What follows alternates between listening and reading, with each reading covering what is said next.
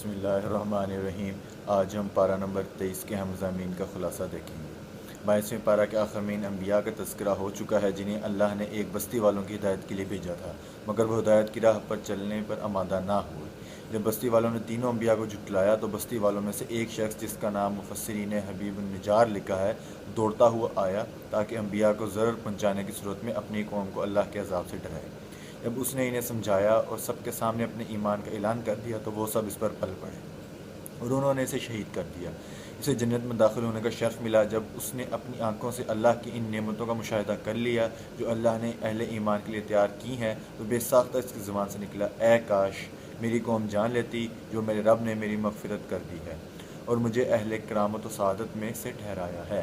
حضرت ابن عباس رضی اللہ عنہما فرماتے ہیں کہ وہ مومن شخص زندگی میں بھی اپنی قوم کا خیر خواہ رہا اور مرنے کے بعد بھی۔ اس کے بعد اللہ تعالیٰ بندوں پر افسوس کا اظہار فرماتے ہیں کہ ان کے پاس جو بھی رسول آتا ہے اس کا مذاق اڑاتے ہیں۔ مذکورہ بالا امور کے علاوہ سورہ یاسین کے ہم مضامین میں درج ذیل ہیں۔ نمبر 1، اللہ تعالیٰ کے وجود، توحید اور قدرت کے تکوینی دلائل جو قرآن میں بار بار مذکور ہوئے ہیں، ان میں سے 3 قسم کے دلائل یہاں ذکر کیے گئے ہیں۔ مردہ زمین جسے بارش سے زندہ کر دیا جاتا ہے، لیل و نہار اور شمس و قمر، کشتیاں اور جہاز جو سمندر میں چلتے ہیں۔ ان دلائل کے ضمن میں سورہ یاسین ایک ایسی حقیقت کا اعلان کرتی ہے جس سے نزول قرآن کے زمانے کے بڑے بڑے اہل علم بھی ناواقف تھے۔ آیت 36 میں ارشاد ہوتا ہے، وہ اللہ پاک ہے جس نے زمین کے نباتات کے اور خود ان کے اور چیزوں کے ان کو خبر نہیں جس کے جوڑے بنائے۔ قدیم زمانے کے انسانوں کا خیال اور تحقیق یہ تھی کہ جوڑا جوڑا صرف انسان اور حیوان ہی ہوتے ہیں، جبکہ موجودہ دور کے سائنسدانوں نے طویل تحقیق اور مغز ماری کے بعد ثابت کیا ہے کہ زوجیت یعنی جوڑا جوڑا نہ صرف انسانوں بلکہ نباتات، جمادات اور تمام کائنات میں پائی جاتی ہیں، یہاں تک کہ ایٹم جو کہ مادہ کے اجزاء میں سے سب سے چھوٹا جز ہے، وہ بھی 2 مختلف اجزاء یعنی الیکٹران اور پروٹون مرکب ہوتا ہے، اور یہ دونوں جز نر اور مادہ کے مشابہ ہیں۔ سورہ یاسین کے علاوہ سورہ زاریات میں بھی اسی علمی اور سائنسی تحقیق کی صدیوں پہلے نشاندہی کر دی گئی تھی۔ وہاں فرمایا گیا، اور ہر چیز کو ہم نے جوڑا جوڑا بنایا ہے تاکہ تم نصیحت حاصل کرو۔ نمبر 2، اس کے بعد سورہ یاسین قیامت کی ہولناکیوں اور سور پھونکنے جانے کا تذکرہ کرتی ہے۔ جس وقت پہلی بار سور پھونکا جائے گا، لوگ اپنے معمولات کی ادائیگی اور خرید و فروخت میں مشغول ہوں گے۔ سورہ اسرافیل کی آواز سن کر ان پر خوف اور گھبراہٹ کی کیفیت طاری ہو جائے گی۔ اس سے نفخہ فزع بھی کہا جاتا ہے۔ دوسری بار کے سور سے حی و قیوم کے سوا سب کو موت آ جائے گی اور کوئی ذی روح زندہ نہیں رہے گا۔ تیسری بار جب سور پھونکا جائے گا تو سب قبروں سے جی اٹھیں گے اور حاکم حقیقی کے سامنے پیش ہو جائیں گے۔ وہاں کسی پر ظلم نہیں ہوگا۔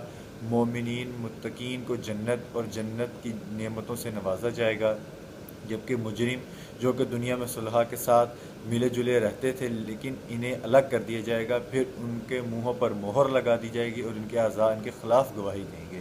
چونکہ اس صورت میں زیادہ تر بحث بعث بعد الموت کے حوالے سے ہے، اسی لیے اس کا اختتام بھی اس پر ہو رہا ہے۔ فرمایا گیا، کیا وہ ذات جس نے آسمان اور زمین کو پیدا کیا، وہ اس پر قادر نہیں کہ ان جیسے پیدا کر دے؟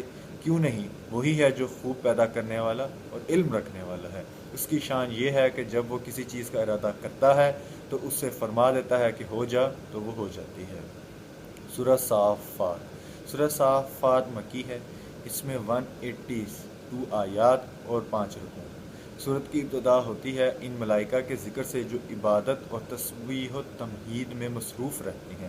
اس کے بعد جنات کے بارے میں بتا دیا گیا ہے کہ جب وہ چوری چھپے ملا اعلیٰ خبریں سنتے ہیں تو شہاب ثاقب ان کا تعاقب کرتے ہیں اور انہیں مار بھگاتے ہیں۔ سورہ صافات بعث اور حساب و جزا کے مسئلے سے بحث کرتی ہے اور بتاتی ہے کہ بعث بعد الموت کے بارے میں مشرکین کا موقف بڑا عجیب ہے۔ وہ اس عقیدے کا مذاق اڑاتے ہیں اور یہ بات ان کی سمجھ میں نہیں آتی کہ ہڈیوں کا چورا چورا ہونے اور خاک میں مل جانے کے بعد انسان دوبارہ کیسے زندہ ہو سکتا ہے۔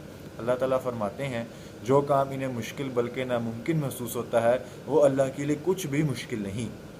جب حضرت اسرافیل تیسری بار سور پھونکیں گے تو یہ سب اپنی قبروں سے نکل کھڑے ہو جائیں گے۔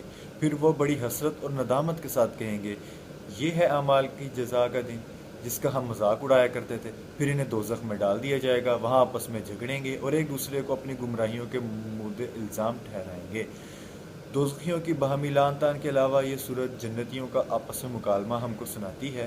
جب انہیں ہر طرح کی نعمتوں سے نہال کر دیا جائے گا، وہ عزت و راحت کے تخت پر شہزادوں سے کروڑوں گنا زیادہ خوش بیٹھے ہوں گے تو اپنے ماضی کو یاد کریں گے۔ ان میں سے ایک کہے گا کہ میرا ایک ہمنشین ہوا کرتا تھا جو مجھ سے کہا کرتا تھا، بڑی عجیب بات ہے کہ تم آخر کی زندگی پر ایمان رکھتے ہو۔ بھلا یہ کیسے ممکن ہے کہ جب ہم مر کر مٹی اور ہڈیاں ہو جائیں گے تو ہمیں دوبارہ زندہ کر دیا جائے، ہم سے زندگی بھر کے اعمال کا حساب لیا جائے اور پھر کسی کو جزا اور کسی کو سزا دی جائے؟ یہ باتیں میری سمجھ میں نہیں آتی۔ نہ جانے تم کیوں ایسی خلاف عقل باتوں پر یقین رکھتے ہو۔ پھر وہ اپنے ساتھیوں سے پوچھے گا کہ کیا تم اسے دیکھنا چاہتے ہو؟ اتنے میں وہ خود جھانک کر دیکھے گا تو اپنے اس عقل پرست اور منکر آخرت دوست کو دوزخ کے وسط میں جلتا ہوا دیکھے گا تو اس سے کہے گا، اللہ کی قسم، تو مجھے بھی ہلاک کر چکا تھا، اور اگر میرے پروردگار کی مہربانی نہ ہوتی تو میں بھی ان میں ہوتا جو عذاب حاضر کیے گئے تھے۔ اس کے بعد یہ صورت بعض انبیاء کرام علیہ السلام کی قصص سے بحث کرتی ہے۔ ان میں سے پہلا قصہ شیخ الانبیاء حضرت نوح علیہ السلام کا ہے، جن کی قوم نے انہیں جھٹلایا تو جھٹلانے والوں کو غرق کر دیا گیا۔ دوسرا قصہ حضرت ابراہیم خلیل اللہ کا ہے، جو کہ 2 مرحلوں میں بیان ہوا ہے۔ پہلے مرحلے میں ان کی دعوت توحید کا بیان ہے کہ انہوں نے اپنے والد اور اپنی قوم کو کیسے ایمان کی دعوت دی، کیسے ان کے سالانہ جشن پر شرکت سے معذوری ظاہر کی، کیسے ان کے بتوں سے 2 ہاتھ کیے، مشرکوں نے انہیں زندہ جلا ڈالنے کے لیے کیا تدبیر اختیار کی، اور کیسے اللہ تعالیٰ نے انہیں بچا لیا۔ دوسرے مرحلہ میں ذبح و فدا والا مشہور واقعہ بیان ہوا ہے۔ یہ واقعہ صرف سورہ صافات ہی میں مذکور ہے، باوجود ہے کہ قرآن کریم میں متعدد مقامات پر حضرت خلیل علیہ السلام کا ذکر آیا ہے، لیکن یہ واقعہ صافات کے علاوہ کسی دوسری صورت میں مذکور نہیں۔ یوں تو حضرت ابراہیم علیہ السلام کی پوری زندگی اللہ کی رضا کی خاطر ابتلاؤں اور آزمائشوں میں گزری، لیکن یہ ابتلا ان سب ابتلاؤں سے زیادہ زہرا گداز اور جاں گسل تھی۔ آپ کو خواب میں بیٹے کو ذبح کرنے کا حکم دیا گیا۔ آپ رضا و تسلیم کا پیکر بن کر فوراً تیار ہو گئے۔ بیٹے کو خواب سنایا تو وہ بھی پیکر تسلیم تھا۔ آپ بیٹے کو پیشانی کے بل چاڑ کر ذبح کرنے لگے۔ فوراً اللہ کی طرف سے وحی آئی، اے ابراہیم، تو اپنے خواب کو سچ کر دکھایا، بے شک یہ بہت سخت اور کٹھن آزمائش تھی۔ اب لڑکے کو چھوڑو، تمہارے پاس جو مینڈا کھڑا ہے اس کو بیٹے کے بدلے میں ذبح کرو، ہم نیکوکاروں کو اسی طرح نوازتے ہیں۔ تیسرا واقعہ حضرت موسیٰ اور حضرت ہارون علیہ السلام کا ہے۔ چوتھا واقعہ حضرت الیاس کا ہے، جنہیں شام میں ایک ایسی قوم کی طرف نبی بنا کر بھیجے گا جو لال نامی بت کی عبادت کرتی تھی۔ اس بت کے نام پر ببلک نامی شخص ایک شہر آباد تھا، جس کے آثار آج بھی دمشق کے مغرب میں ملتے ہیں۔ پانچواں قصہ حضرت خلیل علیہ السلام کے بھتیجے یعنی حضرت لوط علیہ السلام کا، جنہیں اردن کی اطراف میں سدوم والوں کا اللہ کا پیغام پہنچانے کے لیے بھیجا گیا تھا، مگر وہ بدترین قسم کی شہوت پرستی اور کفر میں مبتلا ہو کر اندھے بہرے ہو چکے تھے، پیغام ہدایت سننے کے لیے آمادہ نہ ہوئے اور بالآخر عبرتناک عذاب کے لپیٹ میں آ کر رہے۔ چھٹا قصہ حضرت یونس علیہ السلام کا ہے، جنہیں مچھلی کے پیٹ میں بھی کچھ حصہ رہنا پڑا اور جن کی قوم کو عذاب کے آثار دیکھ کر توبہ کا شرف حاصل ہوا۔ انبیاء کے ان قصص کے اختتام پر ارشاد ہوتا ہے، اور اپنے پیغام پہنچانے والے بندوں سے ہمارا وعدہ ہو چکا ہے کہ وہی غالب اور منصور ہیں، اور ہمارا لشکر غالب آ کر رہے گا۔ سورت کے آخر میں آپ کو معاندین سے اعراض کرنے کا حکم ہے اور اللہ کی حمد و تسبیح کا بیان ہے۔ سورہ صاد مکی ہے، اس میں 88 آیات اور 5 رکوع ہیں۔ سورت کی ابتدا میں اللہ تعالیٰ نے قرآن عظیم کی قسم کھائی ہے۔ یہ قسم یا تو قرآن کے معجزہ ہونے پر ہے یا رسول اللہ صلی اللہ علیہ وسلم کی صداقت پر۔ اس سورت کے اہم مضامین درج ذیل ہیں۔ نمبر 1، اللہ کی وحدانیت اور اس کی عظمت کے تکوینی آثار کا ذکر کرتے ہوئے بتایا گیا ہے کہ مشرکین تکبر، حماقت اور جہالت میں مبتلا ہیں۔ انہیں اس پر تعجب ہوتا ہے کہ انہیں سمجھانے اور ڈرانے کے لیے انہی میں سے ایک انسان نبی بن کر آیا ہے، اور یہ کہ ہم نے تو مختلف شعبوں کے لیے مختلف خدا تجویز کر رکھے تھے، جبکہ اس نبی کا خیال ہے کہ تمام انسانوں اور موت و حیات کے پورے نظام کے لیے اللہ ہی کافی ہے۔ نمبر 2، کفار قریش کی احمقانہ اور جاہلانہ سوچ بتانے کے بعد سورہ صاد سابقہ کے متکبرین اور مشرکین کا انجام بتاتی ہے، جو تکذیب اور سرکشی کی وجہ سے عذاب الہی کے مستحق ٹھہرے۔ نمبر 3، گزشتہ قوموں کے متکبرین اور مکذبین کا انجام بتاتے ہوئے حضور اکرم صلی اللہ علیہ وسلم کو ایک طرف صبر کرنے کی تلقین ہے، دوسری طرف حضرت داؤد علیہ السلام کو یاد کرنے کا حکم ہے، جنہیں اللہ تعالیٰ نے ظاہری اور باطنی، دینی اور دنیاوی قوت سے نوازا تھا۔ وہ ایک دن روزہ رکھتے اور ایک دن افطار کرتے، نصف شب سوتے، نصف شب عبادت کرتے، وسیع سلطنت کے مالک بادشاہ تھے اور جلیل القدر نبی بھی تھے۔ انہیں ذکر کرنے والا دل، شکر کرنے والی زبان، سحر کاری کرنے والی آواز عطا ہوئی تھی۔ وہ جب زبور کی تلاوت کرتے تھے تو پرندے فضا میں رک جاتے تھے، جب حمد باری تعالیٰ میں رتب اللسان ہوتے تھے پہاڑ بھی مصروف حمد ہو جاتے تھے۔ حضرت داؤد علیہ السلام کے ساتھ ساتھ ان کے بیٹے حضرت سلیمان علیہ السلام کا بھی ذکر خیر کیا گیا ہے۔ ان کی سلطنت وسائل و اسباب کے اعتبار سے اپنے والد کی سلطنت سے بھی زیادہ شان و شوکت کی حامل تھی۔ ان کے لیے ہوا اور جنات مسخر کر دیے گئے تھے۔ سورہ صاد میں تیسرا قصہ حضرت ایوب علیہ السلام کا بیان ہوا ہے، جو حضرت یعقوب علیہ السلام کی نسل سے تھے۔ ان کے پاس ثروت و غنا کی بہتات تھی، باغات اور حویلیاں تھیں، زرعی زمینیں اور ڈور ڈنگر تھے، نوکر چاکر اور کئی بیٹے تھے۔ اللہ کی طرف سے آزمائش آئی تو سب کچھ جاتا رہا، اولاد ہلاک ہو گئی، ثروت و غنا کی جگہ فکر و فاقہ نے ڈیرے ڈال لیے، خود تکلیف دہ بیماری میں مبتلا ہو گئے۔ بعض تفاسیر میں ہے کہ یہ ابتلا 18 سال تک رہا، مگر حضرت ایوب علیہ السلام نے اپنی روش نہ بدلی اور صبر و شکر کا دامن ہاتھ سے نہ چھوڑا۔ بالآخر آزمائش کا دور ختم ہوا اور اللہ نے پہلے سے بھی زیادہ نواز دیا۔ حضرت ایوب علیہ السلام کے علاوہ سورہ صاد حضرت ابراہیم، حضرت اسحاق، حضرت یعقوب، حضرت اسماعیل، حضرت یوسف اور حضرت ذوالکفل علیہ السلام کا اجمالی ذکر اور اللہ تعالیٰ کی طرف سے ان کی سب کی تعریف بیان کرتی ہے۔ آخر میں حضرت آدم علیہ السلام کا قصہ ابلیس کے ساتھ قدر تفصیل سے مذکور ہے۔ سورت کے اختتام پر اللہ نے اپنے نبی کو حکم دیا کہ اپنی دعوت کو حقیقت اور مقصد بیان فرما دیں۔ اے پیغمبر کہہ دو کہ میں تم سے اس کا صلہ نہیں مانگتا اور نہ میں بناوٹ کرنے والوں میں سے ہوں۔ یہ قرآن تو اہل علم کے لیے نصیحت ہے، تو تم اس کا حال ایک وقت کے بعد معلوم ہو جائے گا۔ سورہ زمر۔ سورہ زمر مکی ہے، اس میں 75 آیات اور 8 رکوع ہیں۔ اس صورت کا اصل موضوع اور محور عقیدہ توحید ہے، کیونکہ اللہ تعالیٰ کی وحدانیت کا اعتقاد ہی اصل ایمان ہے۔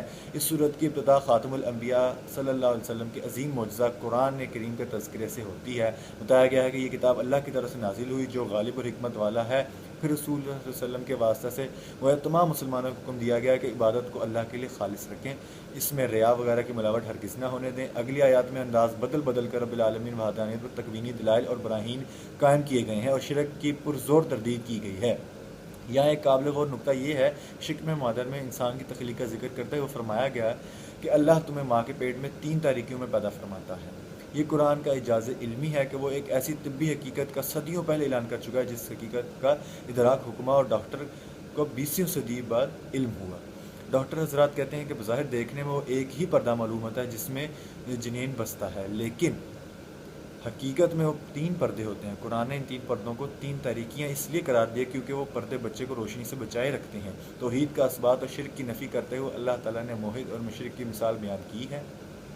مشرک کی مثال اس غلام جیسی ہے جس میں کئی شریک ہوں اور مزاج کے اعتبار سے وہ بھی تمام شرکاء ایک دوسرے سے بالکل مختلف ہوں، نہ آپس میں اتفاق، نہ محبت اور نہ یگانگت۔ ان میں سے ایک کو غلام دائیں بھیجتا ہے اور دوسرا بائیں جانب کے حکم دیتا ہے، ایک کھڑا ہونے تک دوسرا حکم صادر کرتا ہے۔ وہ حیران ہے کس کے مانے اور کس کی نہ مانے۔ اور موحد کی مثال اس غلام جیسی ہے جس کا مالک ایک ہو، اس کے اخلاق بھی اچھے ہوں اور وہ اپنے غلام کے جذبات کا بھی لحاظ رکھتا ہو۔ یقیناً یہ غلام اخلاص کے ساتھ اس کی خدمت کرے گا اور اسے اپنے مالک سے بھلائی اور احسان ہی کی امید رہے گی۔ پھر جب مالک رب العالمین ہو اور بندہ اسی کا ہو کر رہ جائے تو اس کے قلبی سکون اور رافت و راحت پر یقیناً بادشاہی قربان کی جا سکتی ہے۔